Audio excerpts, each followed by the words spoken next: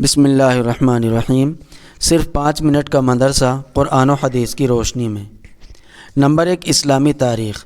حضرت عیسیٰ علیہ السلام کا زندہ آسمان پر اٹھایا جانا۔ حضرت عیسیٰ علیہ السلام نے بنی اسرائیل کی اصلاح کے لیے شہر شہر اور گاؤں گاؤں چل کر اللہ کے دین کو پھیلانے کی جد و جہد شروع کی۔ آپ کی اس دعوت سے محبت و عقیدت میں دن بدن اضافہ ہونے لگا۔ یہودی قوم اس دعوت و شہرت کو اپنے لیے بڑا خطرہ سمجھنے لگی،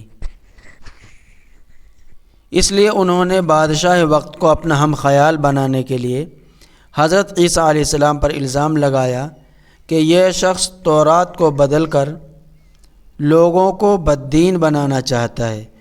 تو اس مشرک بادشاہ نے حضرت مسیح علیہ السلام کو گرفتار کر کے سولی پر چڑھانے کا حکم دیا۔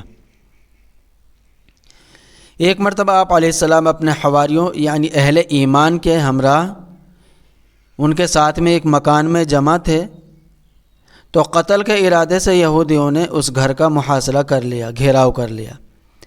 سارے حواری اپنی جان بچا کر بھاگے اور یہودیوں نے اپنے ایک آدمی کو انہیں قید کرنے کے لیے اندر بھیجا، تو اللہ تعالیٰ نے پہلے ہی حضرت عیسیٰ علیہ السلام کو آسمان پر اٹھا لیا اور اندر جانے والے شخص کو حضرت عیسیٰ علیہ السلام کا ہم شکل بنا دیا۔ یہودیوں نے دھوکے میں اپنے ہی آدمی کو مسیح علیہ السلام سمجھ کر سولی پر چڑھا دیا۔ نمبر 2، حضور صلی اللہ علیہ وسلم کا معجزہ، خط کی اطلاع دینا۔ حضرت علی رضی اللہ عنہ فرماتے ہیں کہ رسول اللہ صلی اللہ علیہ وسلم نے مجھے، زبیر رضی اللہ عنہ اور مقداد رضی اللہ عنہ کو حکم دیا کہ تم روضہ خاک تک جاؤ، وہاں ایک عورت ملے گی، اس کے پاس ایک خط ہے، اس کو لے آؤ۔ چنانچہ ہم تینوں گھوڑے دوڑاتے ہوئے اس عورت کے پاس پہنچے اور اس سے خط نکال۔ اس نے کہا میرے پاس کوئی خط نہیں ہے۔ ہم نے کہا خط نکال ورنہ ہم تیری سخت تلاشی لیں گے۔ چنانچہ مجبور ہو کر اس نے بالوں کے جوڑے میں سے خط نکال کر دیا۔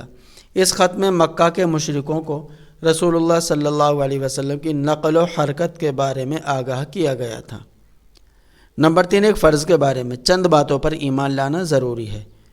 رسول اللہ صلی اللہ علیہ وسلم نے فرمایا جب تک کوئی بندہ ان 4 باتوں پر ایمان نہ لائے تو وہ مومن نہیں ہو سکتا۔ نمبر 1، اس بات کی گواہی دے کہ اللہ کے علاوہ کوئی عبادت کے لائق نہیں۔ دوسرا، اس کی بھی گواہی دے کہ میں اللہ کا رسول ہوں، اس نے مجھے حق کے ساتھ بھیجا ہے۔ تیسرے، مرنے اور پھر دوبارہ زندہ ہونے کا یقین رکھے۔ چوتھے، تقدیر پر ایمان لائے۔ نمبر 4، ایک سنت کے بارے میں فوراً استخارہ کرنے کی دعا۔ رسول اللہ صلی اللہ علیہ وسلم کو جب کوئی کام فوراً درپیش ہوتا تو یہ دعا استخارہ پڑھتے، اللہم اغفر لی واختر لی۔ اے اللہ مجھے خیر عطا فرما اور میرے دل میں خیر کی بات ڈال۔ خلاصہ فوراً استخارہ کرنا ہو تو یہ دعا پڑھ کر دل کی طرف متوجہ ہے اور جو بات دل میں آئے اس کو اختیار کرے۔ نمبر 5، ایک اہم عمل کی فضیلت، گناہ سے توبہ کرنا۔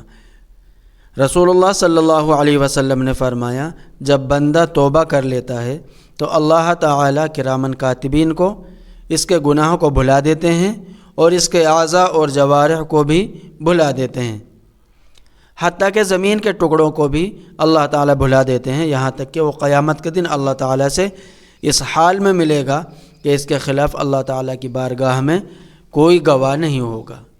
نمبر 6، گناہ کے بارے میں دکھلاوے کے لیے خرچ کرنا۔ قرآن میں اللہ تعالیٰ فرماتا ہے وہ لوگ بھی اللہ تعالیٰ کو ناپسند ہیں جو اپنا مال صرف لوگوں کو دکھانے کے لیے خرچ کرتے ہیں اور نہ وہ اللہ پر ایمان رکھتے ہیں اور نہ یوم آخرت پر، اور جس کا ساتھی شیطان ہو گیا تو سمجھ لو کہ وہ بہت ہی برا ساتھی ہے۔ نمبر 7، دنیا کے بارے میں نافرمانوں سے نعمتیں چھین لی جائے گی۔ نافرمانوں سے نعمتیں چھین لی جاتی ہیں۔ قرآن میں اللہ تعالیٰ فرماتا ہے وہ نافرمان لوگ چھوڑ گئے کتنے ہی باغ، چشمے، کھیتیاں، عمدہ مکانات اور آرام کے سامان جن میں وہ مزے کیا کرتے تھے۔